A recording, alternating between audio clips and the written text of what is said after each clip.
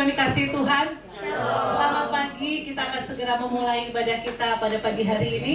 Oleh karena itu kepada Bapak Ibu yang masih duduk mungkin terlalu di belakang, saya mohon Bapak Ibu bisa maju agak ke depan supaya Bapak Ibu yang lain yang nanti akan hadir kembali dapat menduduki tempat yang ada di belakang. Terima kasih sebelumnya, Tuhan Yesus memberkati.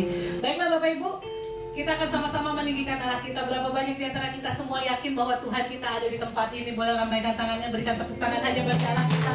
Mari hanya bagi Dia saja kita akan mengucap syukur. Kita akan naikkan puji-pujian hanya kepada Dia. Mari berikan hati kita yang terbaik bagi Tuhan. Karena Dia sudah ada di tempat ini. Mari sembah Dia. Tuhan Allah hadir di sini.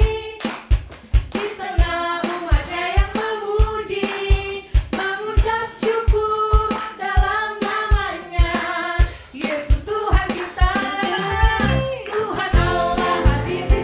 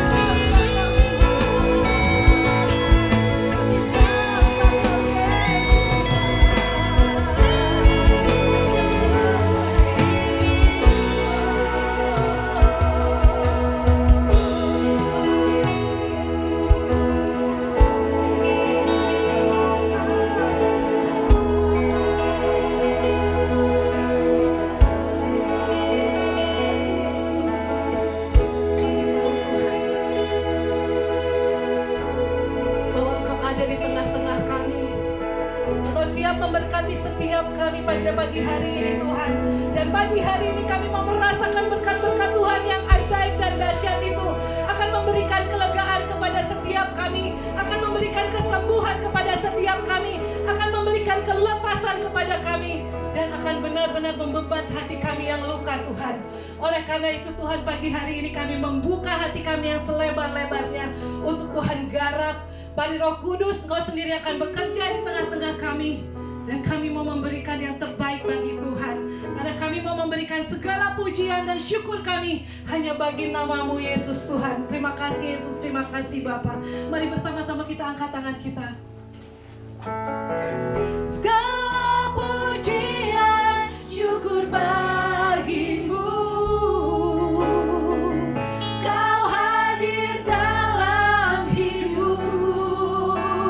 Kini ku datang sujud di hadapan-Mu, memuji-Mu, menyembah-Mu, Yesus. Ku menyembah-Mu, segala pujian bagimu Yesus. Segala pujian, syukur bagimu. Kau hadir dalam hidupku. Kini ku datang sujud di hadapan-Mu, memuji-Mu, menyembah-Mu, Yesus. Ku menyembah-Mu. Sorak-sorai hanya bagi nama Tuhan. Haleluya. Segala pujian bagimu. Segala pujian, syukur bagimu. Kau hadir dalam hidupku. Kini ku datang sujud di hadapan-Mu, memuji-Mu, menyembah-Mu, Yesus. Ku menyembah-Mu, Yesus. Ku menyembah-Mu, Yesus. Ku menyembah-Mu. Berikan tepuk tangan dan sorak-sorai bagi Tuhan. Haleluya. Haleluya. Kami akan memulai ibadah kami sore pada pagi hari ini hanya di dalam nama Tuhan kami Yesus Kristus, Tuhan dan Juru Selamat kami yang hidup. Setiap kita yang siap memuji Tuhan, mari katakan bersama-sama, amin. Berikan tepuk tangan bagi Tuhan. Silakan duduk Bapak Ibu yang dikasihi Tuhan. Sungguh setiap kita diberikan kuasa dari Raja yang mulia untuk menaklukkan musuh kita di bawah kaki kita, amin. Sama-sama angkat pujian ini dengan penuh iman karena sungguh besar kasih Tuhan dalam kehidupan kita. Mari semuanya bertepuk tangan. Haleluya. Penuh sukacita bersama-sama. Katakan bersama.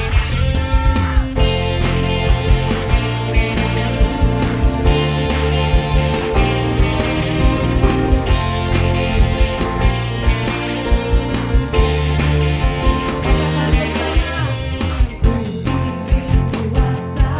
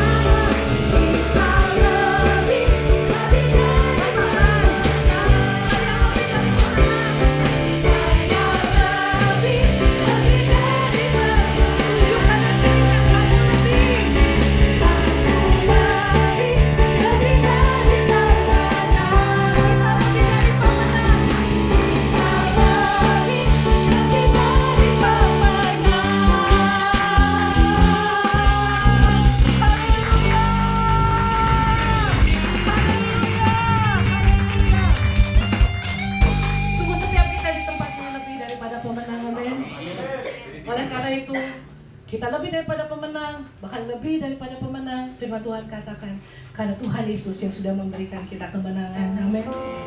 Rasa takut yang ada di dalam hidup kita, mungkin karena saat ini pandemi atau apapun yang kita alami Bapak Ibu, tapi selama Tuhan beserta dengan kita, tanggalkan rasa takut itu, karena kita punya Tuhan yang ajaib dan luar biasa. Tuhan yang tidak pernah melepaskan tangannya, Tuhan yang selalu pegang tangan kita dan selalu memberi kita kemenangan lepas kemenangan, hari lepas hari. Yesus memegangku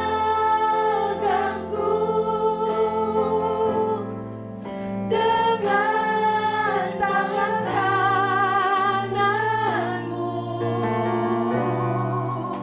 Yesus memberiku kemenangan.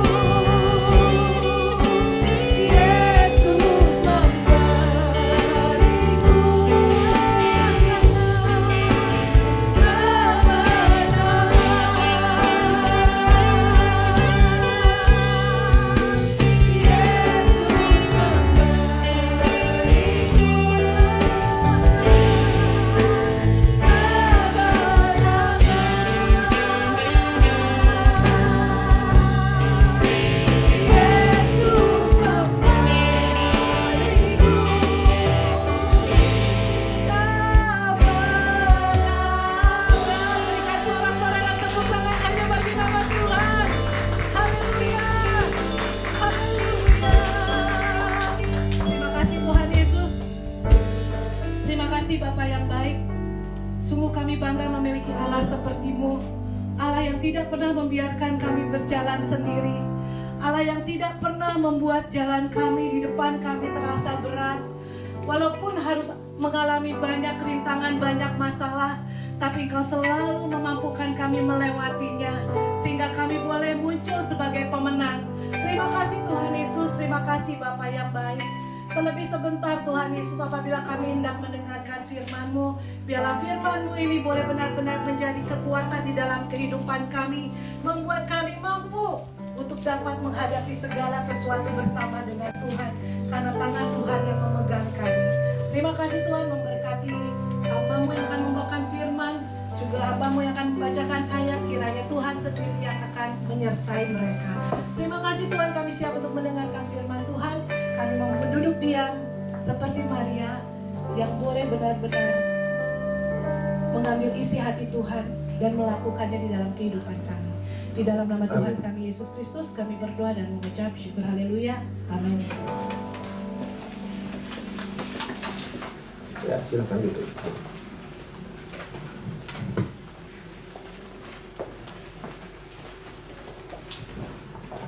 Puji Tuhan. Selamat pagi saudara sekalian, dan juga selamat pagi bagi saudara yang saat ini sedang mengikuti live streaming dari ibadah pada pagi hari ini. Saya harap juga Pak Junius bisa mengikuti live streaming karena Pak Junius lagi demam ini, jadi dia mengikuti dari rumah ini. Dan saya bisa melihat Pak Junius dari sini, jadi harus serius. Ya, puji Tuhan. Dan pagi hari ini biarlah kita boleh sungguh-sungguh membuka hati kita untuk firman Tuhan. Karena ada pelajaran yang sangat penting yang harus kita terima. Karena selama ini mungkin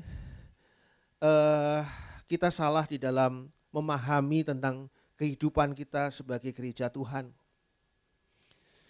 Sehingga pada akhir zaman saat ini, saya mengajak kita semua untuk benar-benar mengkoreksi diri kita masing-masing, mengkoreksi kehidupan kita masing-masing, agar jangan sampai kita beribadah atau berhubungan dengan Tuhan berdasarkan apa yang kita pikirkan, bukan berdasarkan apa yang Tuhan perintahkan atau yang Tuhan mau.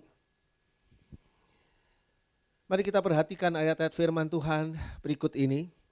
Dan kita akan mempelajari dengan sungguh-sungguh, bukan mengkoreksi siapapun, bukan mengkoreksi orang lain, tetapi kita boleh introspeksi diri kita masing-masing. Kita buka 1 Korintus 2 ayat 6 sampai dengan ayat yang ke-10. Mari. 1 Korintus 2 ayat 6 sampai dengan 10. Sungguh pun demikian kami memberitakan hikmat di kalangan mereka yang telah matang, yaitu hikmat yang bukan dari dunia ini dan yang bukan dari penguasa-penguasa dunia ini, yaitu penguasa-penguasa yang akan ditiadakan.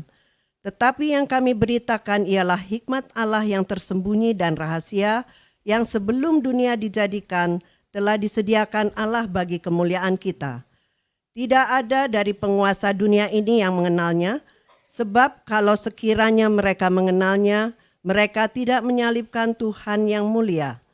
Tetapi seperti ada tertulis, apa yang tidak pernah dilihat oleh mata, dan tidak pernah didengar oleh telinga, dan yang tidak pernah timbul di dalam hati manusia, semua yang disediakan Allah untuk mereka yang mengasihi Dia. Karena kepada kita Allah telah menyatakannya oleh Roh, sebab Roh menyelidiki segala sesuatu, bahkan hal-hal yang tersembunyi dalam diri Allah. Pengajaran Rasul Paulus pada jemaat di Korintus mengatakan begini pada ayat 6. Sungguh pun demikian kami memberitakan hikmat. Hikmat diberitakan kepada siapa? Di kalangan mereka yang telah matang. Biasanya kalangan yang telah matang tidak perlu lagi pengajaran apa-apa. Karena mereka sudah matang. Sudah matang dalam kehidupan, sudah matang dalam pengalaman, sudah matang dalam firman Tuhan, sudah matang dalam ibadah, sudah matang dalam bersekutu dengan Tuhan, sudah matang di dalam segala hal dalam hidupnya. Tapi dikatakan di sini justru kami, Rasul Paulus dan rekan-rekan, memberitakan hikmat di kalangan mereka yang telah matang. Apa sebabnya? Hikmat sendiri adalah suatu hal yang berbeda dengan pengetahuan atau kepandaian. Orang yang pandai itu adalah orang yang mampu mengerjakan atau mengetahui sesuatu di suatu bidang ilmu. Termasuk misalnya pandai memasak. Itu berarti orang itu mengetahui bagaimana cara memasak. Pandai matematika, berarti orang itu ahli di bidang matematika, di satu bidang ilmu. Enggak ada orang yang mengatakan dia berhikmat di dalam matematika atau dia berhikmat di dalam memasak, enggak ada. Karena hikmat itu jauh lebih tinggi. Di sana ada pemahaman yang jauh lebih sifatnya lebih benar-benar seringkali tidak bisa dipikirkan oleh pikiran yang hanya pandai. Hikmat ini sendiri adalah satu kondisi yang mampu untuk mengatasi hal-hal yang seringkali secara teoritis tidak ada jawabannya. Dan hikmat yang dikatakan oleh Rasul Paulus tidak sama dengan hikmat yang dikenal oleh dunia. Sebab dikatakan di sini, yaitu hikmat yang bukan dari dunia ini. Dan yang bukan dari penguasa-penguasa dunia ini. Yaitu penguasa-penguasa yang akan ditiadakan. Jadi penguasa-penguasa dunia ini adalah penguasa-penguasa yang mempunyai hikmat. Itu sebabnya lahir banyak sekali filsuf-filsuf ahli filosofi. Dan orang yang mempunyai gelar pendidikan yang tinggi, seringkali juga ada gelar yang disebutkan sebagai Doctor of Philosophy. Jadi itu sudah jelas luar biasa. Tapi bukan seperti itu. Karena mereka semua dikatakan di sini akan ditiadakan. Ayat 7, tetapi yang kami beritakan ialah hikmat Allah. Hikmat manusia saja sudah luar biasa. Manusia yang berhikmat itu luar biasa. Sekarang kita belajar hikmat Allah. Hikmatnya Allah, satu hikmat yang sangat tinggi, dikatakan di sana. Hikmat Allah yang tersembunyi dan rahasia.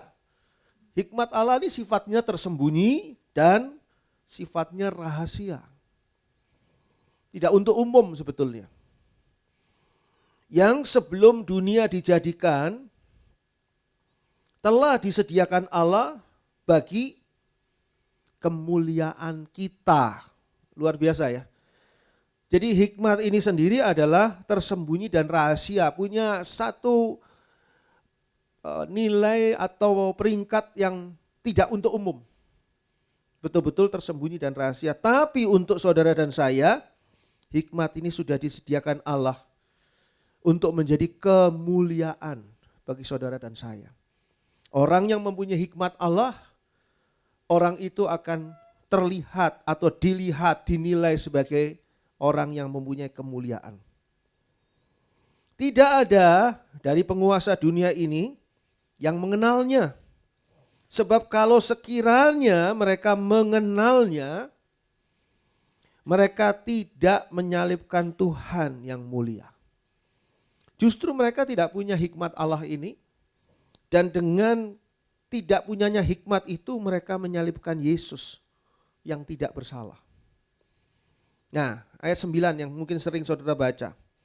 Tetapi seperti ada tertulis, apa yang tidak pernah dilihat oleh mata dan tidak pernah didengar oleh telinga dan yang tidak pernah timbul di dalam hati manusia, semua yang disediakan Allah untuk mereka yang mengasihi Dia.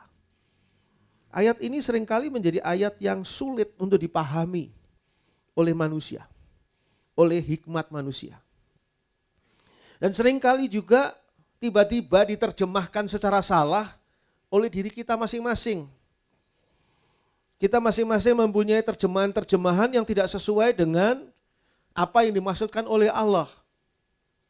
Kalau dikatakan di sini apa yang tidak pernah dilihat oleh mata dan tidak pernah didengar oleh telinga, berarti ini tidak masuk diterima oleh panca indera kita. Bagaimana saudara tahu bahwa di sebelah utara ada gunung? Karena saudara pernah melihatnya.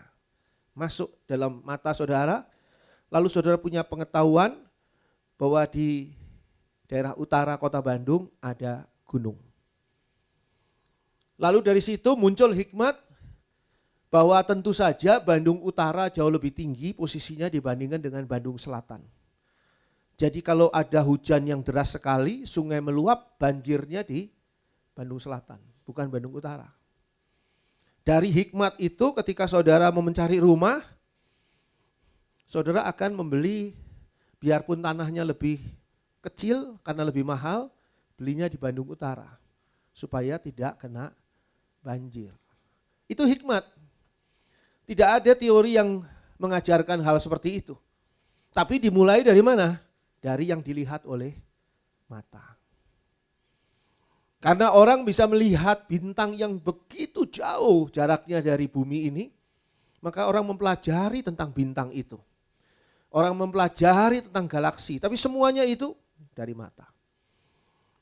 Begitu juga ketika orang mencoba mengetahui berapa dalamnya lautan ini, maka orang mencoba membuat bunyi di dasar laut. Dan ketika bunyi itu di dasar laut berbunyi, sebuah ledakan terjadi di dasar laut misalnya, terdengar, orang bisa memperhitungkan berapa dalamnya laut ini. Teknologi bisa menjawab itu.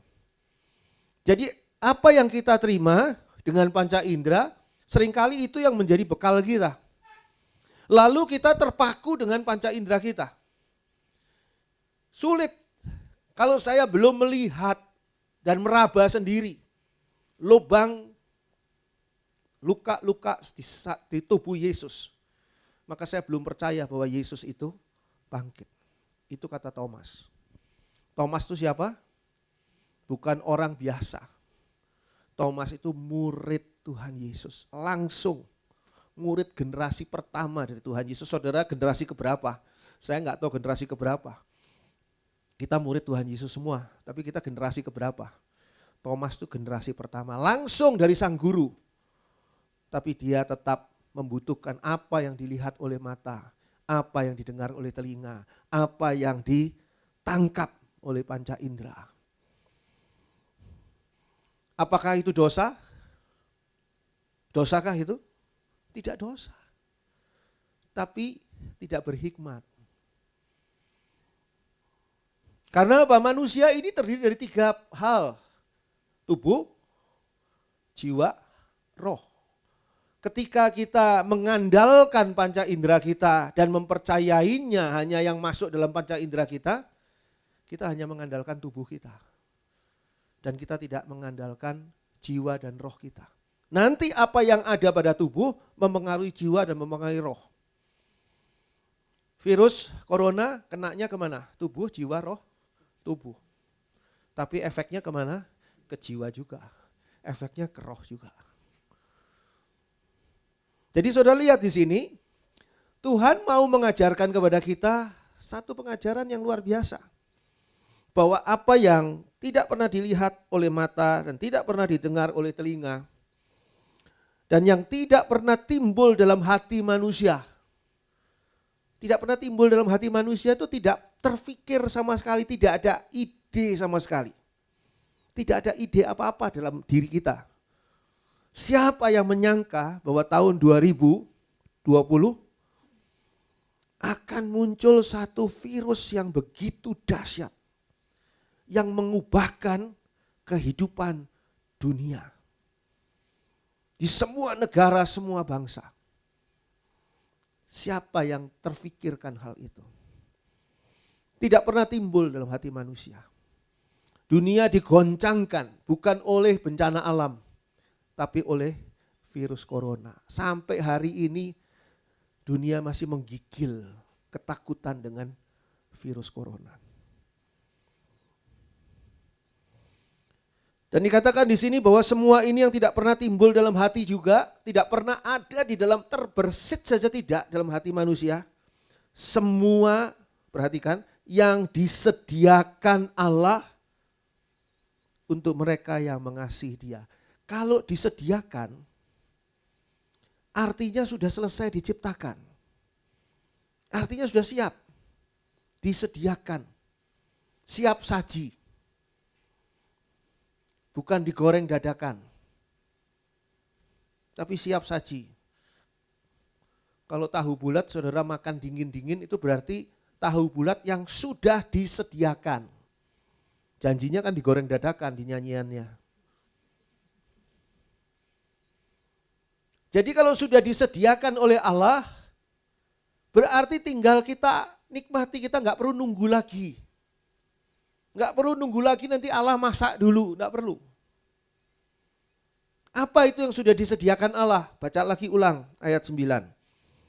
Apa yang tidak pernah dilihat oleh mata dan tidak pernah didengar oleh telinga dan yang tidak pernah timbul di dalam hati manusia. Itu loh yang disediakan oleh Allah. Apakah saudara sudah mengalaminya belum? Apakah saudara sudah merasakannya belum? Kalau saudara belum merasakannya atau hanya sedikit merasakannya, mungkin ada kesalahan karena kita menggunakan seperti Thomas yang belum mengalami kebangkitan Yesus. Tidak seperti Petrus, Yohanes yang sudah mengalami kebangkitan Yesus walaupun belum melihat Yesus yang bangkit. Karena apa? Terbatas kepada keberadaan jasmani kita. Kalau jasmaninya enak, barulah jiwa kita enak. Barulah roh kita nyaman.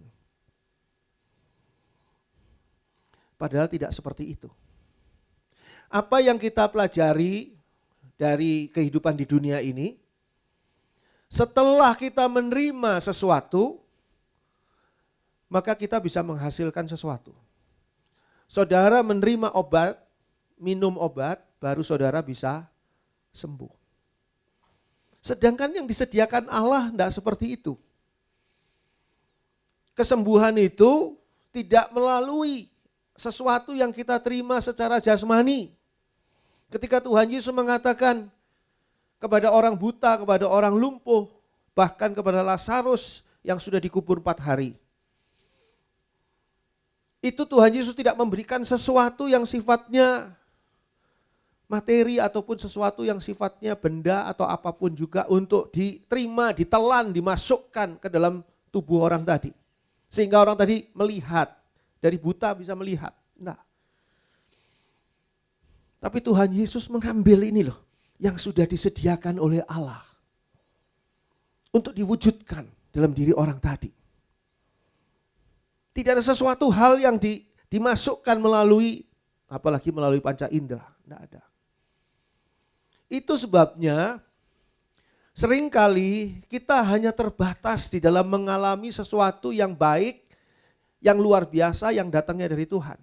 Bukan karena Tuhan tidak mau memberi kepada kita, tapi karena kita yang membatasi diri kita. Dikatakan begini pada ayat 10, karena kepada kita, perhatikan, Allah telah menyatakan yang tadi semua itu oleh Roh, Guru Besar, Roh Kudus. Sebab Roh menyelidiki segala sesuatu, bahkan hal-hal yang tersembunyi dalam diri Allah.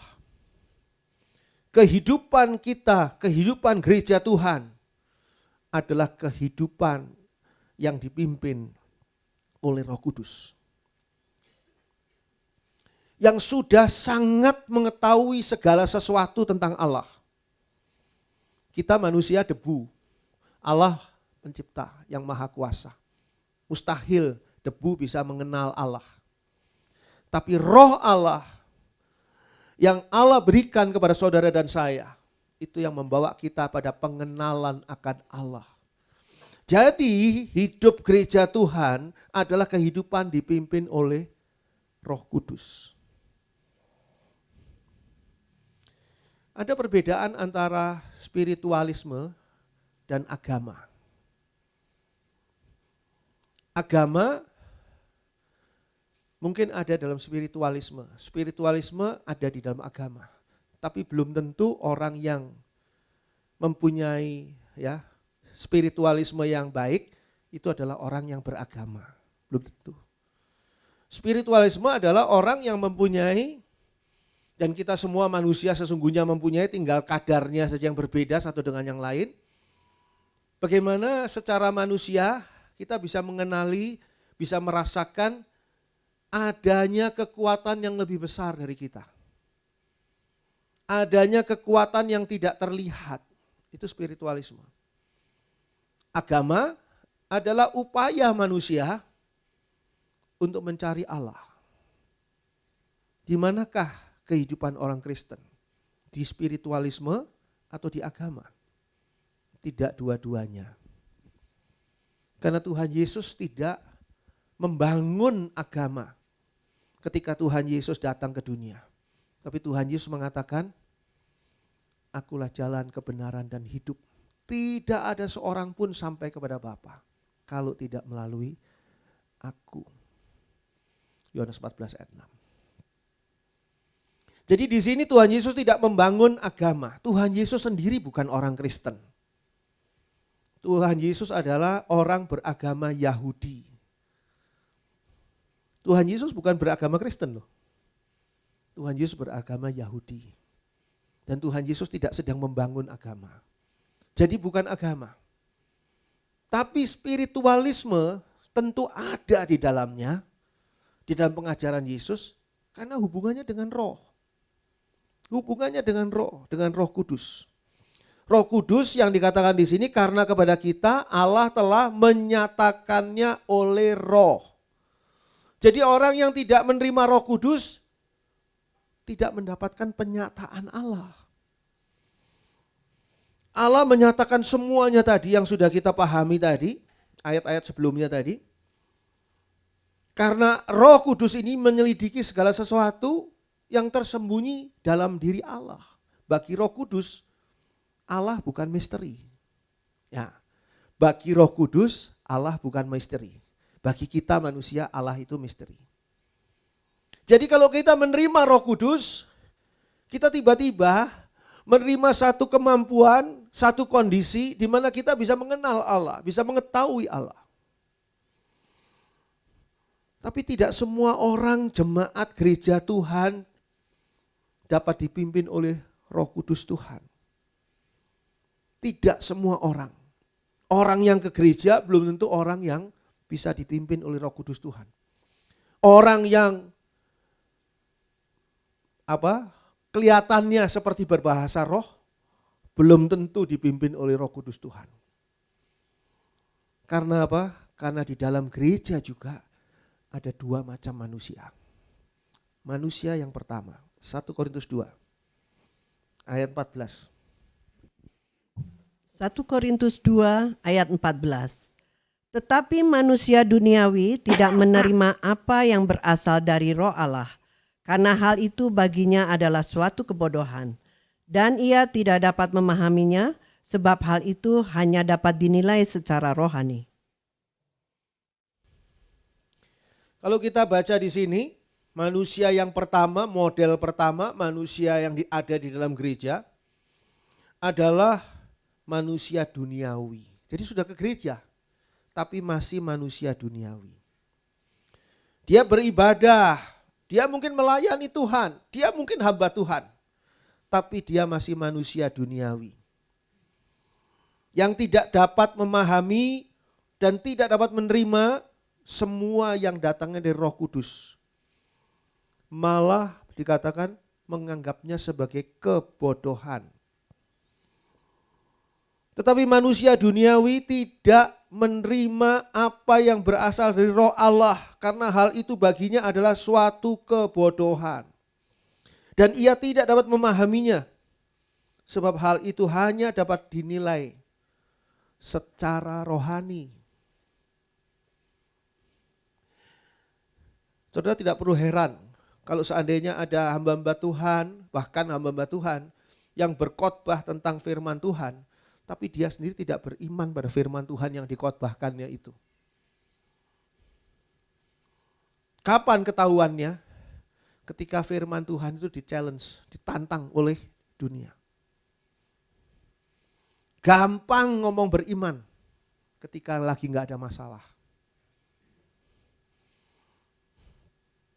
Tapi ketika ada masalah, kita bisa lihat apakah sungguh beriman atau tidak. Tuhan Yesus seringkali menemukan orang-orang yang imannya jauh lebih besar dibandingkan dengan orang-orang Yahudi pada waktu itu. Bukan karena orang ini mengerti, hafal akan ayat-ayat firman Tuhan, bukan. Tapi karena dia sungguh-sungguh sudah teruji ketika imannya ditantang. Manusia duniawi. Kadang-kadang malah manusia duniawi ini menganggap terlalu bodoh, terlalu berlebihan ketika kita berbicara atau percaya menerima tentang segala sesuatu dari Roh Kudus. Menganggapnya itu sebagai suatu kebodohan. Mereka tahu Roh Kudus secara pengetahuan. Tapi mereka tidak mempercayai bahwa hidup kita ini dipimpin oleh Roh Kudus. Apa sebabnya? Karena Roh Kudus tidak bisa dilihat. Lalu ketika ada orang yang dipenuhi oleh Roh Kudus, itu dihakimi sebagai orang yang kesurupan, orang yang berpura-pura dan sebagainya.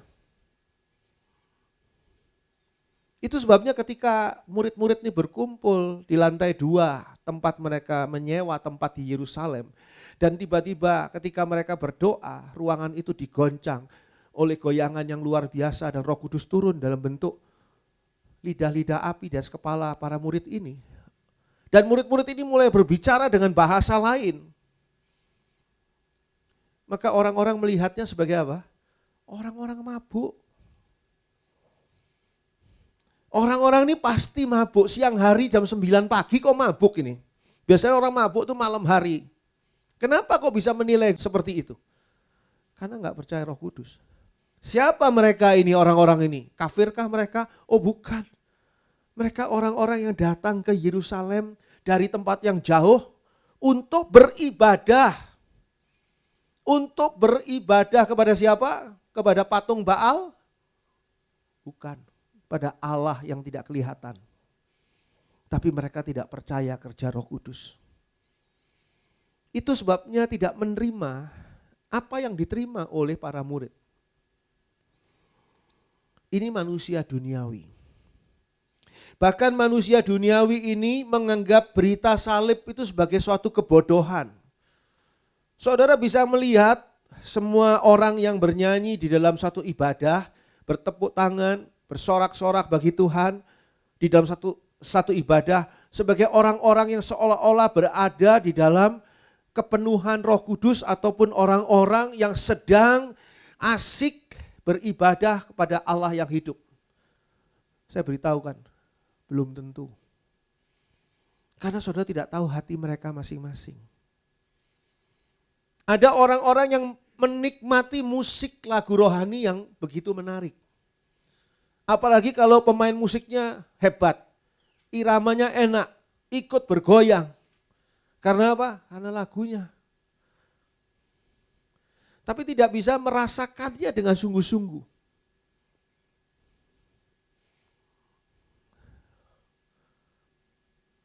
Saudara pernah dengar lagu lama yang Just call my name, I'll be there. Mana ya? Saya kirim kemarin di grup. Itu bukan lagu dunia loh itu. Kalau saudara perhatiin kata-katanya.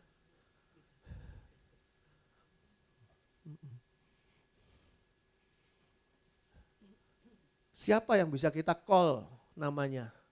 Langsung dia ada. Hanya Yesus. Di situ enggak ada kata-kata Yesus sama sekali. Tapi kalau saudara merasakan dimensinya, saudara bisa menangkap lagu itu bagus sekali. Meskipun lagu itu tidak mungkin dinyanyikan di ibadah gereja tuh. Terus pemimpin pujian ngajakin nyanyi. Just call my name, I'll be there. Bingung jemaatnya pasti. Saya dikiranya itu lagu kekasih gitu. Memang kekasih, tapi kekasihnya bukan orang, kekasihnya itu Tuhan. Kalau kekasihnya itu orang, saudara call terus, marah kekasih saudara. Apa sih, saya lagi repot, manggil-manggil terus. Nggak tahu ya saya lagi repot, akhirnya pusing saya ini. Marah, bukannya I'll be there. Bukan. Tapi ini Tuhan. Di situ ada nilai spiritualisme. Tapi di situ juga ada satu tantangan. Sungguhkah kamu percaya kepada Tuhan yang tidak kelihatan? Ini akhir zaman loh. Saya beritahukan pada saudara, akhir zaman ini adalah masa di mana terjadi seleksi. Seleksi besar-besaran. Itu sebabnya digambarkan nanti akan ada pengangkatan gereja Tuhan. Seorang diangkat, seorang tidak diangkat. Sama-sama sedang ibadah, mungkin sebelah saudara tidak diangkat, saudara diangkat, mungkin sekali. Kenapa? Terjadi seleksi. Seleksinya ini dasarnya apa kok Tuhan pilih kasih? Oh bukan. Seleksinya kualitas. Kualitas kerohanian saudara. Orang kadang-kadang berpikir begini, ke gereja boleh, tapi jangan terlalu ngeroh, ada istilah ngeroh. Ngeroh atau tidak tergantung hati saudara. Kalau saudara shalom ke sana sini, ke pasar mau nawar ikan asin shalom ibu, ini ikan asin berapa harganya? Salah enggak? Dosa enggak? Enggak dosa. Salah enggak? Enggak salah, tapi pertanyaannya tulus enggak saudara menyampaikan shalom itu? Apakah benar dari hati saudara atau saudara hanya ingin menampilkan diri saudara sebagai seorang Kristen? Saya kan pendeta, masa saya nyapa teman saya howdy begitu. Kayak penyanyi country aja. Harusnya shalom dong. Saya kan pendeta. Jadi ketika handphone saya wallpapernya itu dilihat gambarnya Roh Kudus. Enggak James Bond dong gambarnya. Pak Andri itu kok gambar handphonenya James Bond gitu. Kok enggak Roh Kudus? Roh Kudus di hati saya bilang. Kalau James Bond di handphone. Cuma dibalik. Roh Kudus di handphone, James Bond di hati saya, mana yang benar? Teman pendeta saya itu diam sambil tersenyum. Terus besok-besoknya dia cari Iron Man di handphonenya dia. Saya bilang ya memang tiap orang gilanya sendiri-sendiri. Dan dia tidak mengerti apa maksudnya? Enggak ada, enggak apa-apa.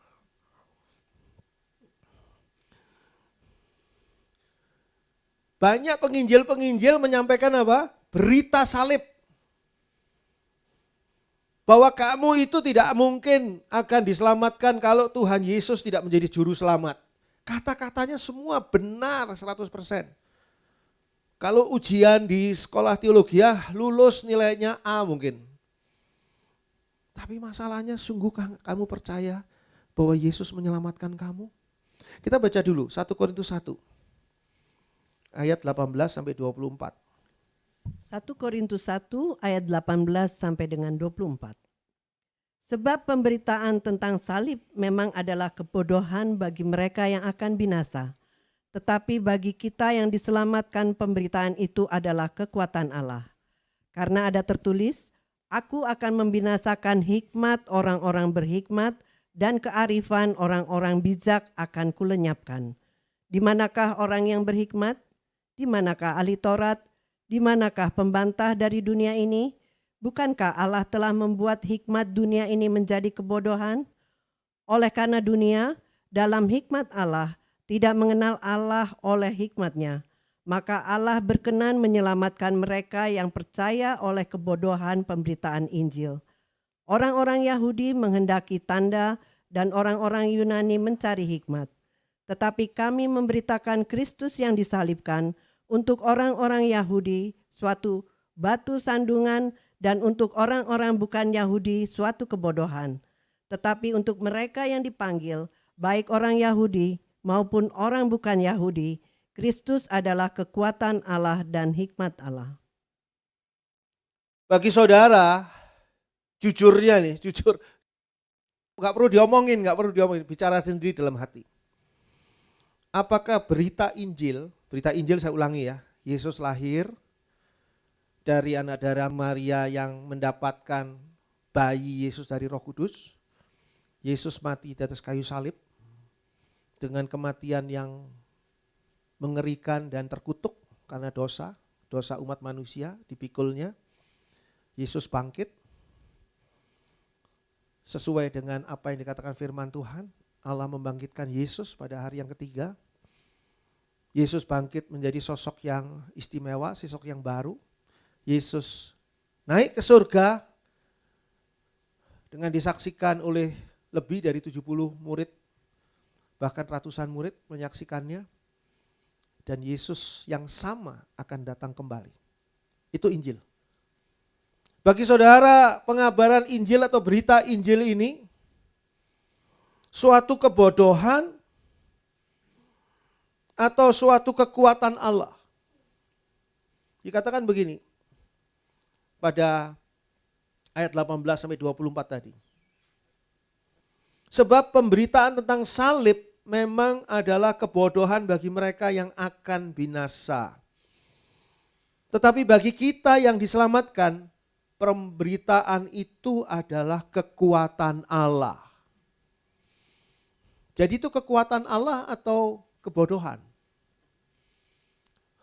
Kalau kita lihat gini ya, kita tentu kalau ditanya menjawab itu kekuatan Allah. Kan kita ini adalah orang-orang yang percaya. Kan kita gereja Tuhan. Tapi pertanyaannya, sungguhkah itu kekuatan Allah? Bukan kebodohan. Oh, tapi saya tidak mau binasa. Kalau saya anggap pemberitaan salib itu adalah kebodohan, saya termasuk orang yang akan binasa pada akhirnya. Itu kekuatan Allah. Kalau itu kekuatan Allah, dan pemberitaan salib ini sudah terjadi 2000 tahun yang lalu, mengapa engkau masih lemah? Kalau kita sudah menerima pemberitaan salib yang begitu menjadi kekuatan Allah bagi kita, mengapa kita masih merasa lemah dan tidak berdaya dan takut? Itu sebabnya saya katakan, belum tentu yang kelihatan Kristen itu sungguh-sungguh Kristen. Belum tentu. Bisa jadi yang Kristen itu masih manusia duniawi. Oleh karena dunia dalam hikmat Allah tidak mengenal Allah oleh hikmatnya. Jadi dunia ini tidak mengenal Allah. Orang mencari Allah di dalam agama. Karena apa? Ada spiritualisme yang mengatakan pastilah ada sosok yang berkuasa. Ketika temannya mau pergi berjuang, dia bilang, saya orang ateis, tapi saya berharap ada sesuatu lah kekuatan yang melindungi kamu di dalam perjuanganmu. Dia orang ateis, dia tidak percaya pada Allah, tapi dia mengatakan kata-kata yang seperti itu. Dari mana? Spiritualismenya dia. Dan tiap orang punya spiritualisme. Tidak ada monyet yang punya spiritualisme. Selama itu manusia punya spiritualisme. Sehingga spiritualisme juga mengatakan bahwa saya punya jimat ini. Dan jimat ini harus saya rawat. Ada syarat-syaratnya yang harus saya lakukan supaya jimat ini masih tetap bertuah. Itu spiritualisme, bukan agama. Apalagi kekristenan lebih jauh lagi bukan. Tapi mereka tidak mengenal Allah orang dunia ini. Dikatakan tadi di sini. Dalam hikmat Allah, orang-orang dunia ini tidak mengenal Allah oleh hikmatnya dunia. Maka Allah berkenan menyelamatkan mereka yang percaya oleh kebodohan pemberitaan Injil. Injil dianggap bodoh. Justru Injil ini membutuhkan kamu percaya atau tidak. Sulit sekali orang pandai untuk menerima Injil. Saya beritahu pada saudara. Orang yang pandai, ilmunya banyak, justru sulit menerima Injil. Tapi orang yang bodoh, gak punya ilmu apa-apa, cim-cim jualan di pasar gitu, gak punya pengetahuan apa-apa, diberitakan Injil, ya dia percaya. Apakah mereka yang dikagumi oleh Tuhan Yesus sebagai imanmu sudah menyelamatkan kamu, kata Tuhan Yesus. Di antara orang Yahudi saya tidak pernah temukan orang yang beriman seperti ini. Apakah mereka-mereka yang Tuhan Yesus katakan seperti itu adalah seorang teolog? Ahli Alkitab? Ahli Taurat? Bukan.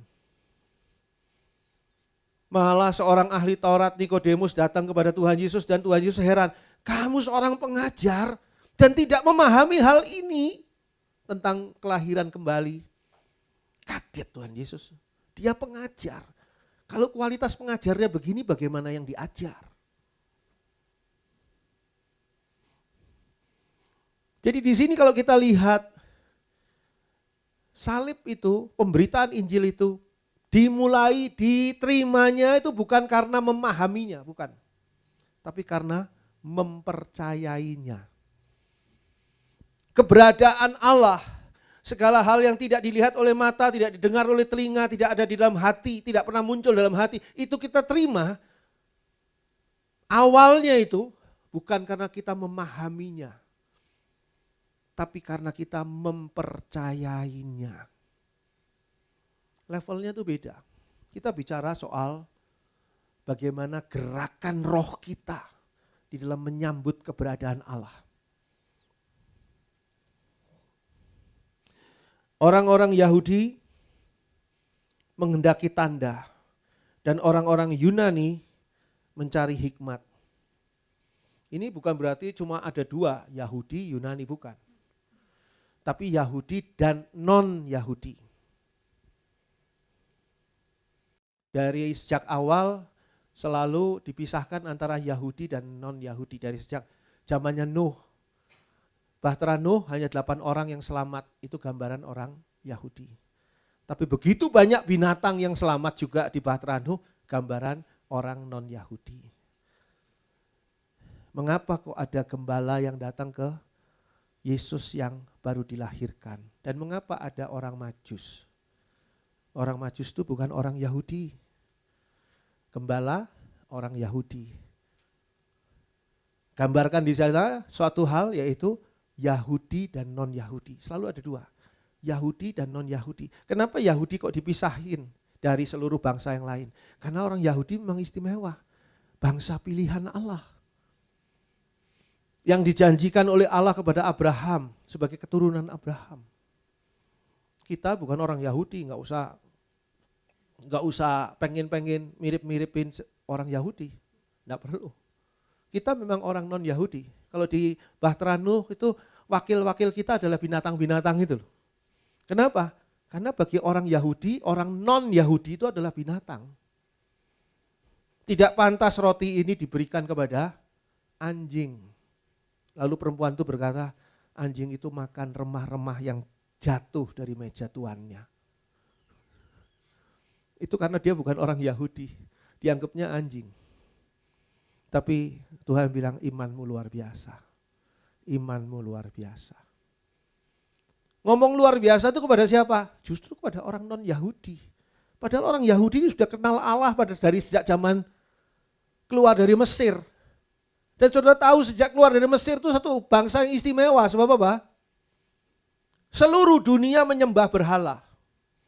Berhalanya bisa berbentuk matahari, berhala bisa berbentuk gunung, bisa berbentuk pohon, macam-macam berhala. Hanya orang Yahudi, bangsa Israel yang menyembah Allah Yehova. Jadi istimewa kan? Sudah kenal Allah dari dulu. Tapi Tuhan Yesus gak katakan kepada orang Yahudi ini kamu luar biasa imanmu, enggak. Tapi justru kepada orang yang bukan Yahudi. Jadi di sini dikatakan orang-orang Yahudi menghendaki tanda. Orang Yahudi ini belum percaya kalau belum ada tanda. Dan orang Yunani mencari hikmat. Tetapi kami memberitakan Kristus yang disalibkan, titik 2, untuk orang-orang Yahudi suatu batu sandungan. Kristus ini jadi satu batu sandungan. Dan untuk orang-orang bukan Yahudi, nah disini jelaskan Yunaninya diganti bukan Yahudi, suatu kebodohan. Nggak masuk akal. Yesus yang katanya anak Allah, kok nggak turun dari salib? Kok nggak manggil malaikat untuk menghantam orang-orang Romawi yang menyalibkan dia? nggak masuk akal. Jadi suatu kebodohan. Tetapi untuk mereka yang dipanggil. Jadi ini kategorinya yang dipanggil. Dipanggil oleh apa? Kalau tabernakel jelas. Dipanggil oleh Injil. 4 tiang pintu gerbang. Dipanggil. Marilah kamu yang letih lesu dan berbeban berat. Aku akan memberi kelegaan kepadamu. Tetapi untuk mereka yang dipanggil ayat 24. Baik orang Yahudi maupun orang bukan Yahudi. Kristus adalah kekuatan Allah dan hikmat Allah. Saudara mengakui punya Kristus? Amin. Kalau begitu saudara mempunyai kekuatan Allah. Apakah sungguh saudara merasakan bahwa saudara punya kekuatan Allah? Atau saudara lemah tidak berdaya di hadapan COVID-19 yang mengerikan ini? Sehingga siapa yang bisa menyelamatkan saya dari COVID-19 yang mengerikan ini? Yang bisa menyelamatkan adalah vaksinasi. Kemarin Jumat di pertemuan Zoom saya sudah bahas tentang corona, virus corona, vaksinasi dan akhir zaman. Jadi sudah jelas jawabannya adalah ya mungkin orang spekulasi macam-macam, tapi saya menjawab dari firman Tuhan. Kalau saudara yang ingin tahu jawabannya gimana, tanya sama mereka yang hadir di Jumat.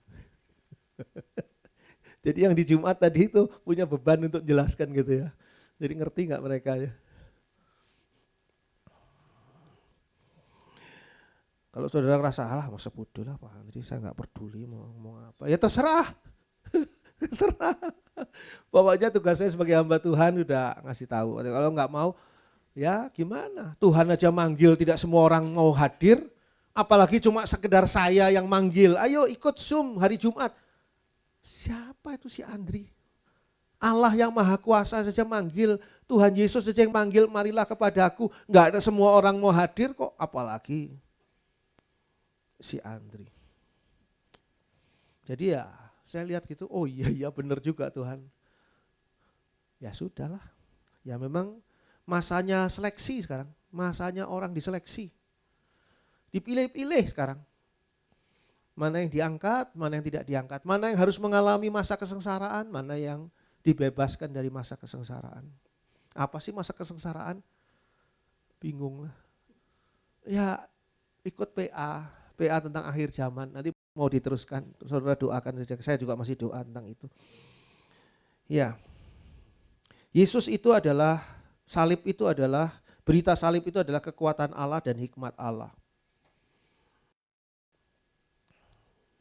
Ini yang menjadi pegangan bagi kita.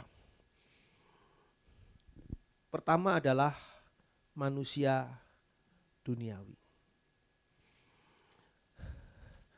Sekarang kita lihat yang kedua. 1 Korintus 2 ayat 15 dan 16. 1 Korintus 2 ayat 15 dan 16. Tetapi manusia rohani menilai segala sesuatu, tetapi ia sendiri tidak dinilai oleh orang lain. Sebab siapakah yang mengetahui pikiran Tuhan sehingga ia dapat menasehati dia? Tetapi kami memiliki pikiran Kristus. Yang kedua adalah manusia rohani. Di dalam gereja ada 2 manusia, yaitu manusia duniawi dan manusia rohani. Tidak ditentukan apakah dia itu tepuk tangannya paling keras, atau dia nyanyinya paling indah, dia wah shalom-shalomnya dan macam-macamnya itu paling luar biasa, oh tidak. Tapi ditentukan apakah dia punya pikiran Kristus atau tidak. Manusia rohani dengan pikiran Kristus, dia dapat menilai segala sesuatu. Kenapa dapat menilai segala sesuatu? Karena berhikmat. Tapi dia tidak dapat dinilai oleh manusia duniawi. Itu sebabnya manusia duniawi selalu salah di dalam menilai manusia rohani. Orang-orang ya, ahli Taurat, orang Farisi, orang-orang pandainya Yahudi salah di dalam menilai Yesus. manusia duniawi tidak mungkin bisa menilai manusia rohani. Sehingga dikatakan tadi pada ayat 15 dan 16, tetapi manusia rohani menilai segala sesuatu, tetapi ia sendiri tidak dinilai oleh orang lain. Sebab, nah, kalau sebab ini berarti ada lanjutannya dari yang ayat sebelumnya. Siapakah yang mengetahui pikiran Tuhan? Jawabannya tidak ada yang tahu pikiran Tuhan. Saudara, pikiran suami saudara sendiri saja tidak tahu, pikiran istri saudara sendiri tidak tahu. Suami saudara ngelihati saudara, saudara anggap suami saudara sedang kagum pada saudara? Enggak. Suami saudara sedang berhitung berapa kilo ya dia lebihnya ini. Gitu. Mungkin begitu, mungkin saya nggak tahu, saya juga nggak bisa ngelihat pikiran orang lain. Apalagi pikiran Tuhan. Siapakah yang mengetahui pikiran Tuhan sehingga ia dapat menasehati dia? Yang nggak ada lah.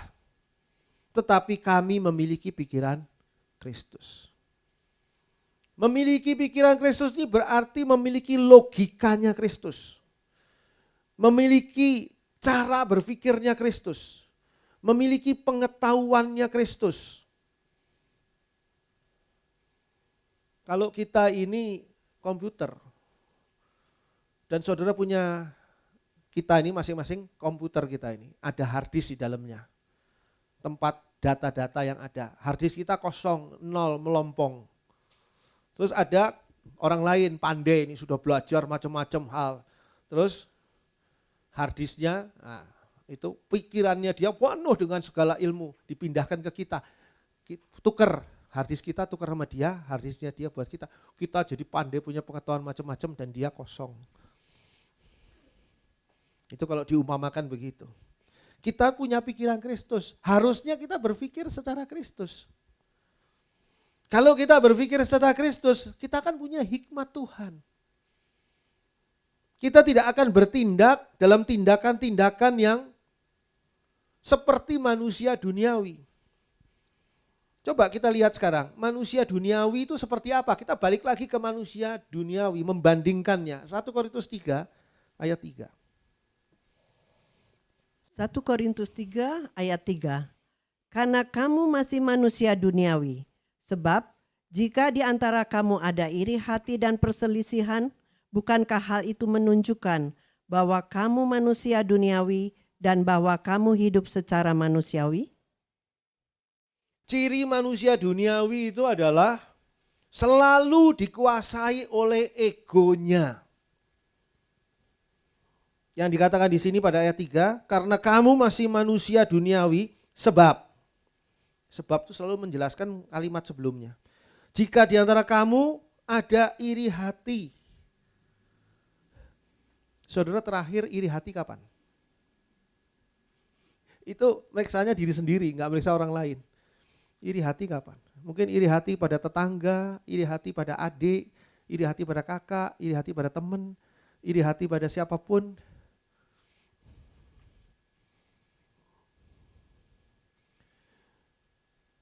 Dan dikatakan perselisihan, sebab jika di antara kamu ada iri hati dan perselisihan. Saudara, terakhir kali berselisih kapan? Baru tadi, Pak. Atau kemarin. Atau berselisih sama siapa? Oh, berselisih macam-macam. Ya itu Pak, habis masa pohon mangga saya tunggu-tunggu buahnya dicuri sama anak tetangga sebelah. Kurang ajar. Masa istri saya dicuri sama tetangga sebelah? Lebih kurang ajar lagi itu tetangga. Istrinya kok yang mau dicuri. Dikatakan di sana, bukankah hal itu menunjukkan bahwa kamu manusia duniawi dan bahwa kamu hidup secara manusiawi? Betul ya perkataan saya ini? Apa yang saya baca ini? Di dalam gereja itu bisa ada manusia duniawi loh. Karena apa? Karena masih ada, dikatakan di sini iri hati dan perselisihan. Masih dikuasai oleh egonya masing-masing. Tidak punya pikiran Kristus. Kalau Kristus dikuasai oleh egonya sendiri, Kristus nggak bakal datang ke dunia. Ngapain? Di dunia dia ditolak, dihina, disiksa, disalibkan, buat menebus dosa manusia, buat apalah. Yang dosa itu siapa? Ya manusia itu kan. Jadi kalau manusia itu masuk neraka karena hukuman dosa, maut, kekal, ya itu wajar lah. Siapa yang berbuat itulah yang menanggungnya. Siapa suruh lu berbuat dosa? Tuhan Yesus gak pernah punya pikiran seperti itu loh. Tuhan Yesus meninggalkan kealahannya. Untuk apa? Untuk menjadi manusia yang tidak berdaya, disiksa dan mati di atas kayu salib menanggung dosa umat manusia seluruhnya. Jadi orang yang masih dikuasai oleh egonya cenderung hidup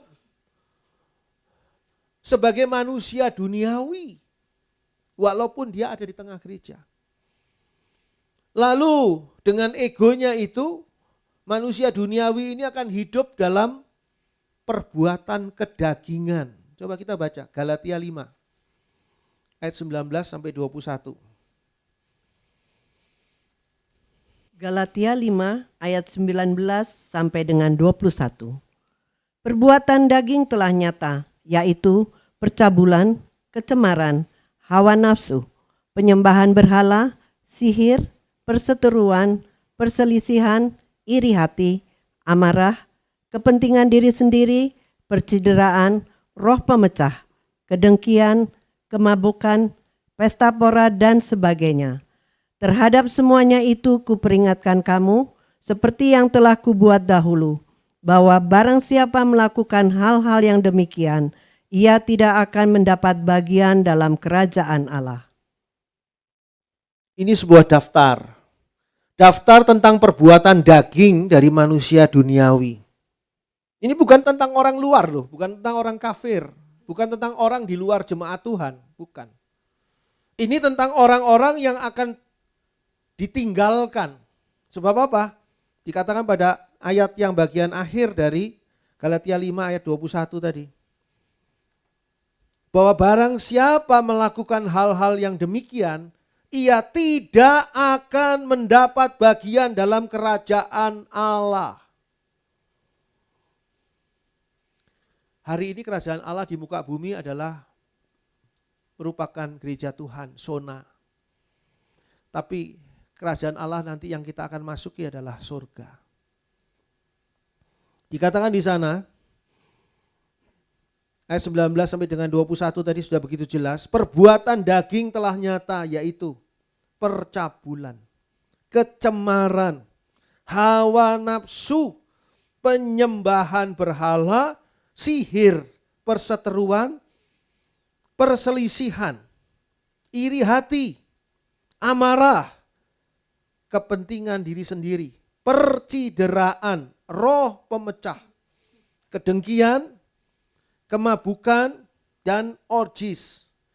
Pesta pora, orgis artinya pesta bebas, seks bebas dan sebagainya.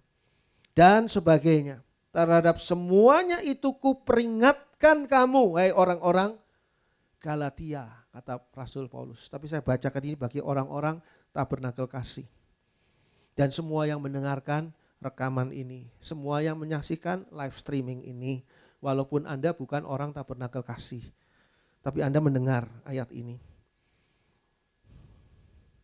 Seperti yang telah kubuat dahulu, bahwa barang siapa melakukan hal-hal demikian, ia tidak akan mendapat bagian dalam kerajaan Allah. Lebih jelas lagi pada Filipi 3 ayat 19.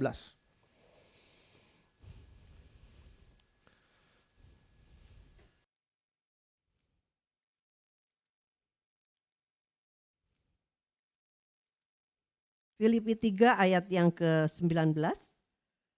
Kesudahan mereka ialah kebinasaan, Tuhan mereka ialah perut mereka, kemuliaan mereka ialah aib mereka. Pikiran mereka semata-mata tertuju kepada perkara duniawi. Kesudahan mereka ialah kebinasaan. Jadi tidak sekali saudara percaya Tuhan Yesus terus benar-benar saudara akan mengalami keselamatan. Kalau ternyata saudara adalah tetap menjadi manusia duniawi. Kita harus menjadi manusia-manusia rohani yang selalu diperbarui hari demi hari. Manusia rohani selalu diperbarui. Saudara beli handphone juga nggak cuma ngecas satu kali ya, ngecasnya satu kali pada waktu saudara beli terus langsung diisi listriknya, baterainya. Sudah gitu enggak, selama-lamanya enggak pernah ngisi lagi, kan enggak. Dicas lagi. Kita perlu menjadi manusia rohani yang selalu terus-menerus diperbaharui. Kolose 3 ayat 5 sampai 11. Saya bacakan sendiri saja supaya lebih cepat ini. Kolose 3 ayat 5 sampai dengan 11. Karena itu, matikanlah dalam dirimu segala sesuatu yang duniawi, matikanlah. Jadi harus ada action mematikan. Enggak bisa nunggu, kapan ya Tuhan saya menderita loh soal duniawi ini. Enggak bisa, Tuhan enggak akan menolong. Harus kita mematikan sendiri. Yaitu percabulan, kenajisan, hawa nafsu, nafsu jahat, dan juga keserakahan yang sama dengan penyembahan berhala. Semuanya itu mendatangkan murka Allah atas orang-orang durhaka. Dahulu kamu juga melakukan hal-hal itu ketika kamu hidup di dalam kedurhakaan itu, di dalamnya. Tetapi sekarang dikatakan di sini, buanglah semuanya ini, yaitu apa? Marah, geram, kejahatan, fitnah, dan kata-kata kotor yang keluar dari mulutmu.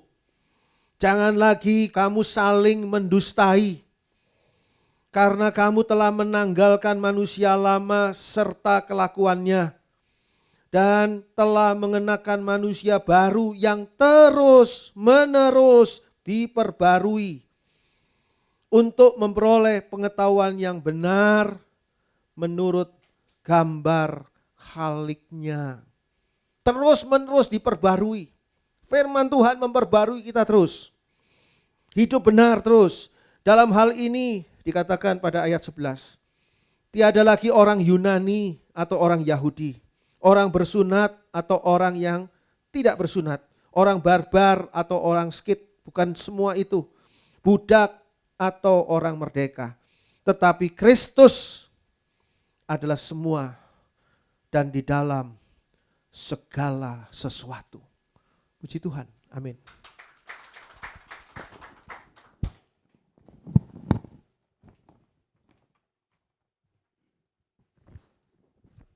Mari kita nyanyikan satu lagu lama. Pujilah aku Tuhan.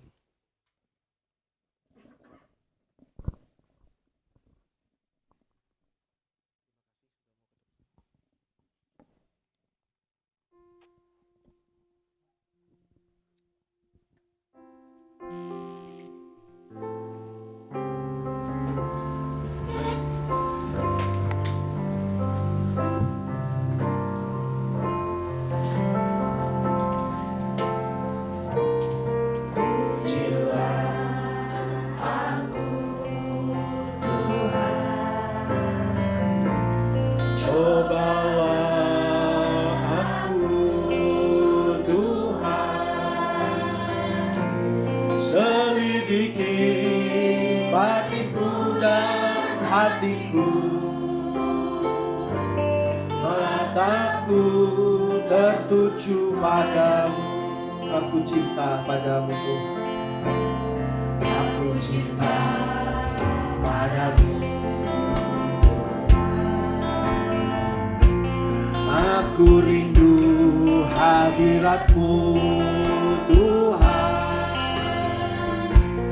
Aku ingin selalu dekat padamu,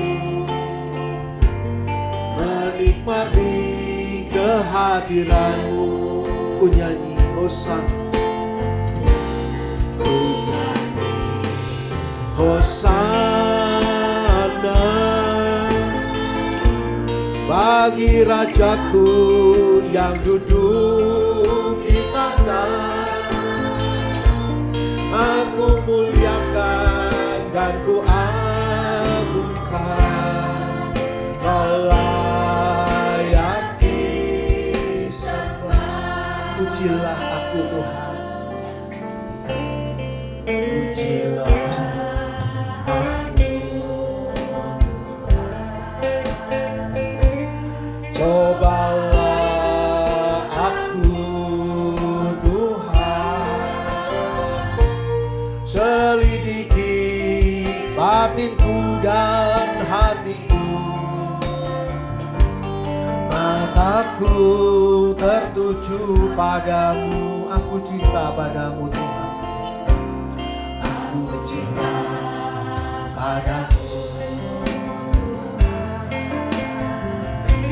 Aku rindu hadiratmu Tuhan. Aku ingin selalu dekat padamu, menikmati kehadiranmu. Mari kita bangkit berdiri, ku nyanyi Hosana, sembah Dia. Hosana bagi rajaku yang duduk di tahta. Oh haleluya.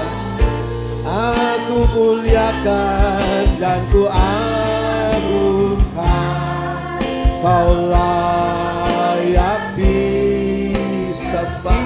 Aku nyanyi Hosana, ku nyanyi Hosana, terpujilah Tuhan bagi rajaku yang duduk di tahta. Aku muliakan dan ku agungkan, Kau layak disembah. Ku nyanyi Hosana, ku nyanyi Hosana, Hosana, Hosana bagi rajaku yang duduk di tahta. Aku muliakan dan ku agungkan, Kau layak disembah. Sambut Dia, puji Dia, Hosana. Ku nyanyi Hosana, Hosana bagi rajaku yang duduk di tahta. Haleluya Tuhan. Aku muliakan dan ku agungkan, Kau layak disembah. Kau layak disembah, sungguh layak. Layak disembah, Kau layak disembah ya Tuhan. Kau layak disembah. Bapa di dalam surga, Roh kami tersyukur di hadapan-Mu ya Allah. Betapa mulianya Engkau, betapa besar dan dahsyatnya Engkau ya Allah, pencipta langit dan bumi. Terima kasih Bapa. Engkau membawa kami dalam kehidupan roh bersama dengan Roh Kudus. Kami tidak mau menipu diri kami sendiri dan tidak mau menipu orang lain. Kami mau sungguh-sungguh belajar untuk terus hidup di dalam pimpinan Roh Kudus.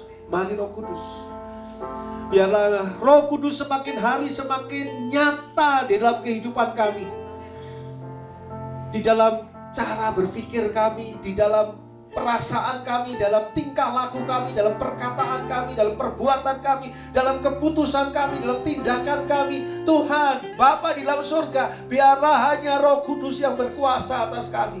Kami tidak mau menjadi manusia duniawi yang ada di dalam gereja, tapi kami mau menjadi manusia rohani yang berkenan di hadapan Tuhan. Mari Bapa, tolong kami semua jemaat-Mu yang hadir ini, bahkan jemaat-Mu yang saat ini mengikuti live streaming, dan sungguh-sungguh mengikuti live streaming ini dengan perhatian penuh, karena mereka menghargai firman Tuhan, karena mereka menghargai kerja Roh Kudus, Tuhan pimpin kami semua.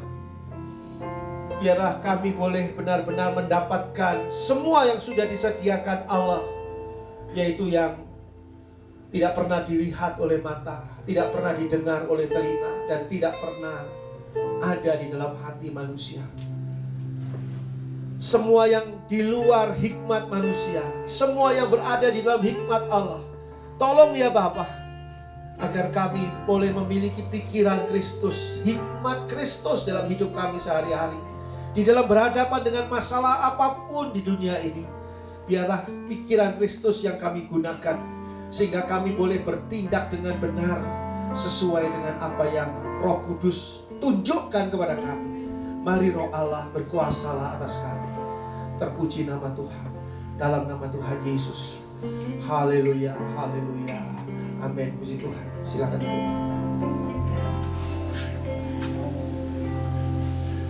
Hari ini Pak Junius dilaporkan demam.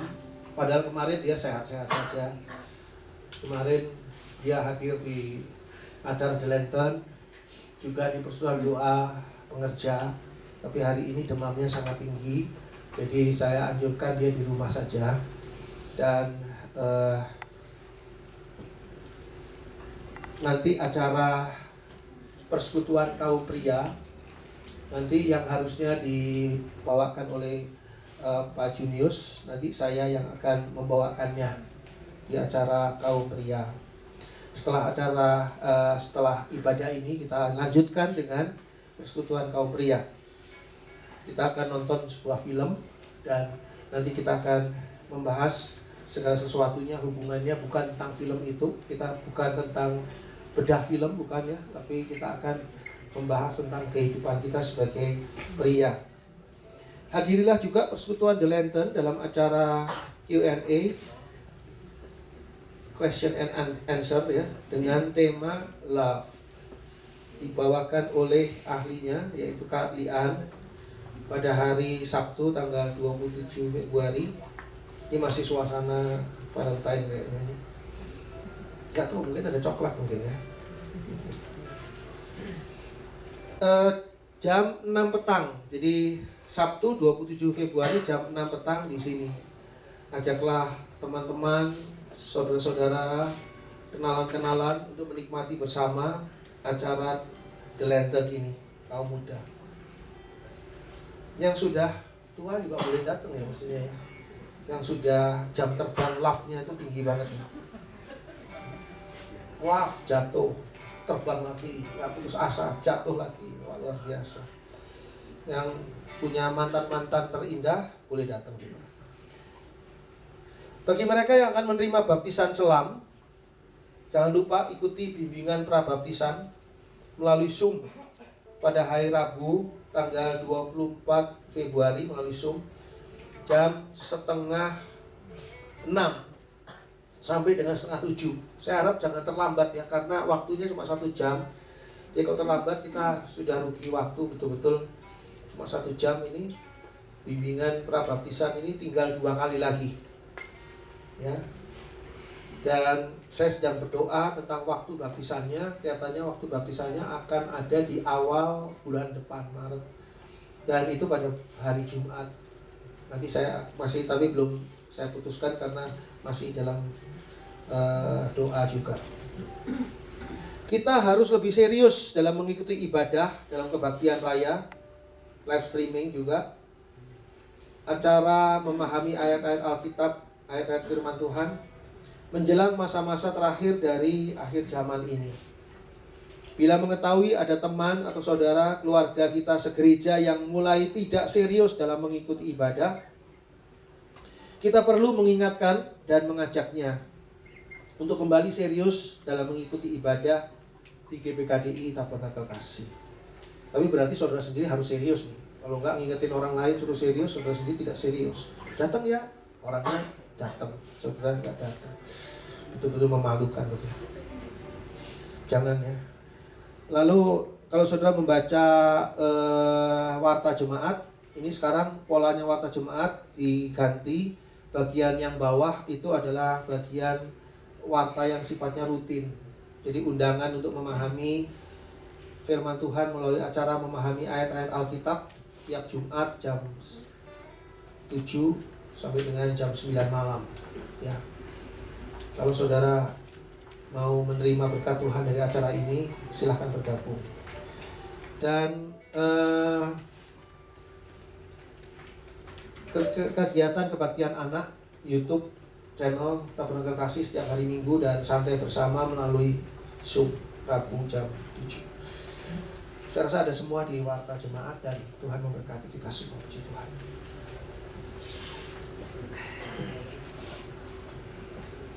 Saatnya kita akan memberikan persembahan kepada Tuhan. Kepada petugas mohon untuk dapat bersiap-siap.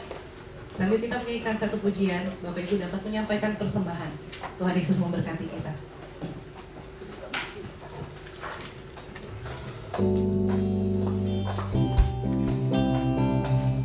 Jalan hidup orang benar diterangi oleh cahaya firman Tuhan. Dan biarlah itu merupakan jalan kehidupan kita sebagai orang-orang yang benar di hadapan Tuhan. Jalan hidup orang benar diterangi oleh cahaya firman Tuhan. Jalan hidup orang benar semakin terang hingga remang matahari.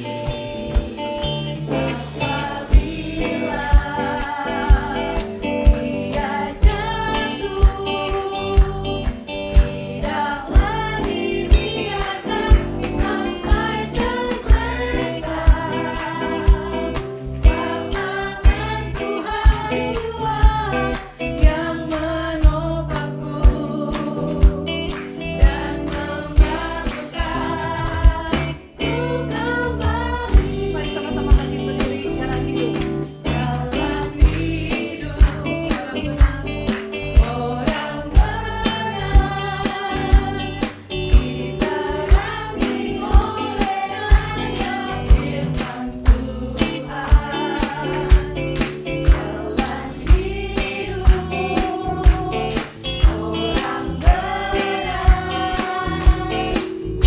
semakin terang hingga remang tengah hari.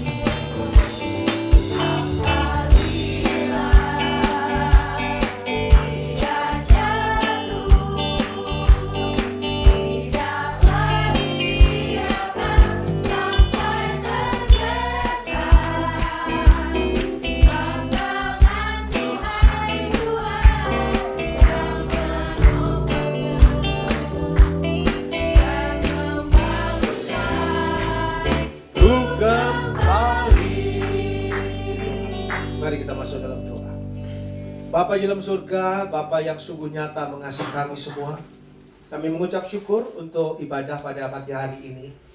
Untuk firman Tuhan yang sudah kami terima. Dan biarlah firman Tuhan terus berbicara kepada kami. Terus menerus Tuhan mengingatkan kami. Dan Bapa dalam surga, berkati kami melalui ibadah dan firman Tuhan yang baru saja kami terima. Dan Bapa dalam surga, kami juga menyampaikan persembahan. Biarlah persembahan yang disampaikan ini diterima oleh Allah, disucikan, dikuduskan, layak di hadapan Allah. Dan Allah sendiri yang membalas setiap orang yang sudah memberi persembahan ini dengan berkat Tuhan yang jauh lebih besar dibandingkan dengan korban persembahan ini. Berkati mereka yang melayani pada pagi hari ini ya Bapa. Baik pemimpin pujian, backing vokal, para pemain musik, pengatur mixer, pengatur untuk live streaming, pengatur video, rekaman video, audio, mereka yang juga melaksanakan untuk penayangan lagu-lagu, dan semua yang bertugas pada hari ini menyambut jemaat, yang menyampaikan, yang mengedarkan kantong kolektor, semuanya Tuhan, juga yang menyiapkan ruangan ini, membersihkan ruangan ini, semuanya Tuhan. Tuhan berkati mereka yang sudah melayani Tuhan, mereka yang membaca ayat firman Tuhan, dan hamba-Mu sendiri yang menyampaikan firman Tuhan. Biarlah Tuhan Engkau berkati semua pelayanan kami ini boleh benar-benar diterima oleh hati Allah, menyenangkan hati Allah. Kami hanya hamba-hamba-Mu ya Bapa. Koreksi kami jika masih ada hal-hal yang tidak berkenan di hadapan Tuhan. Tolong kami semua, baik pelayan-pelayan Tuhan, baik aktivis, baik para diaken dan hamba-hamba Tuhan, dan jemaat GPKDI Tabernakel Kasih. Koreksi ya Tuhan, perbaiki terus Tuhan, agar kami boleh benar-benar diangkat ke awan-awan ketika Tuhan Yesus datang. Kami mohonkan agar tidak seorang pun yang tertinggal. Oleh sebab itu Bapa, mari Bapa, dengan lemah lembut dan dengan keras Tuhan perbaikilah kami, pribadi kami, supaya kami boleh benar-benar menjadi murid Tuhan yang layak di hadapan Tuhan. Bapa dalam surga, kami serahkan Pak Junius yang hari ini sedang sakit. Tuhan jamah, berikan kesembuhan yang sempurna agar Pak Junius tidak terhalang dalam melayani pekerjaan Tuhan. Tuhan, Engkau juga yang akan menyembuhkan jemaat Tuhan yang sakit pada hari ini. Tuhan jamah, Tuhan sembuhkan, berikan kesehatan, pemulihan kembali, kekuatan. Dan Tuhan lindungi kami dari segala macam sakit penyakit. Lindungi kami dari virus corona. Tuhan, Engkaulah yang menjadi pelindung kami satu-satunya yang kami andalkan, agar kami boleh benar-benar tidak terjangkit akan COVID-19. Terima kasih Bapa. Kami mau serahkan bangsa dan negara kami Indonesia di dalam program menjalankan pembagian vaksin, pemberian vaksinasi. Biarlah semuanya ini boleh berjalan sesuai dengan rencana Tuhan. Tuhan, hentikan segala sesuatu yang tidak sesuai dengan apa yang direncana Tuhan. Dan Tuhan lancarkan segala sesuatu yang memang benar menjadi rencana Tuhan. Berkati bangsa kami Indonesia. Tolong di dalam mengatasi semua masalah-masalah yang terjadi di tempat masing-masing. Dan Bapak dalam surga, Engkau juga yang akan menolong Bapak Presiden bersama jajarannya di dalam terus menjaga dan memelihara, memimpin bangsa kami Indonesia. Bukakanlah pintu pengabaran Injil Tuhan bagi bangsa kami, agar bangsa kami ini boleh semakin menerima berita Injil dan diselamatkan di dalam Tuhan Yesus Kristus. Terima kasih Bapa. Bapa dalam surga, masih banyak yang hendak kami sampaikan di dalam doa kami, tapi kami percaya Tuhan, Engkau mengetahui apa yang kami butuhkan. Kami hanya berserah kepadamu ya Bapa. Kami hanya berserah kepada rencana Tuhan yang sempurna, dan kami hanya mengandalkan kuasa Tuhan yang tidak terbatas itu, karena kami memiliki Yesus di dalam diri kami, memiliki hikmat Allah di dalam diri kami. Terima kasih Bapa. Sekarang kami mau buka hati kami. Tuhan, berkatilah kami. Dicurahkan berkat yang datangnya dari Allah, di dalam kasih kemurahan Tuhan Yesus Kristus, di dalam persekutuan Allah Roh Kudus, yang senantiasa menyertai kita dari saat ini sampai ketika Tuhan Yesus datang menjemput kita masing-masing dan membawa kita masuk dalam surganya yang mulia. Di dalam nama Tuhan Yesus Kristus terpuji nama Allah. Haleluya. Amin. Bapa, terima kasih. Bapa, terima kasih.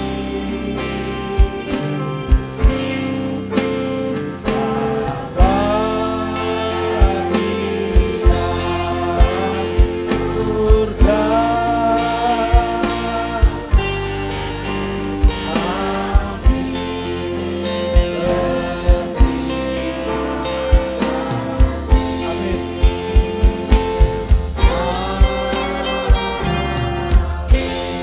silakan duduk, kita bersatu sejenak.